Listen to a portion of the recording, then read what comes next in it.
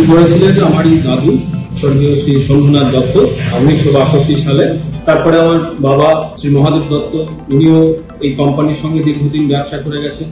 উনি একটা কোম্পানির সিমেন্টারি ব্যবসা করে আসছেন দীর্ঘদিন ধরে, আমরাও করে আসছি। তারপরে আমাদের হাতে আসে আমি এবং আমার দাদা, আমি শ্রী শুভব্রত দত্ত আর দাদা শান্তব্রত দত্ত। আমরা তৃতীয় প্রজন্ম এই ব্যবসা এবং এই কোম্পানির সঙ্গে যুক্ত হয়েছি। এই কোম্পানির সঙ্গে আমরা কখনোই আলাদাভাবে নিজেদেরকে ভাবিনি। এই কোম্পানির সঙ্গে যেন আমরা একটা কোম্পানির ফ্যামিলি মেম্বার, এবং ব্যবসায়িকভাবে তো সাপোর্ট সবসময় আমরা পেয়েছি। তা না হলে এত বছর ধরে আমরা এই সম্পর্কটাকে টিকিয়ে রাখতে পারতাম। অবশ্যই আমার পুত্র শ্রী সাম্যব্রত দত্ত, আমি চাইবো যে ভবিষ্যতে যদি সে ব্যবসার লাইনে যদি আসে, তাহলে অবশ্যই ডালমিয়ার সঙ্গে যুক্ত থাকবে এবং সুনামের সঙ্গে এই কোম্পানির সঙ্গে তার ব্যবসা চালিয়ে যাবে।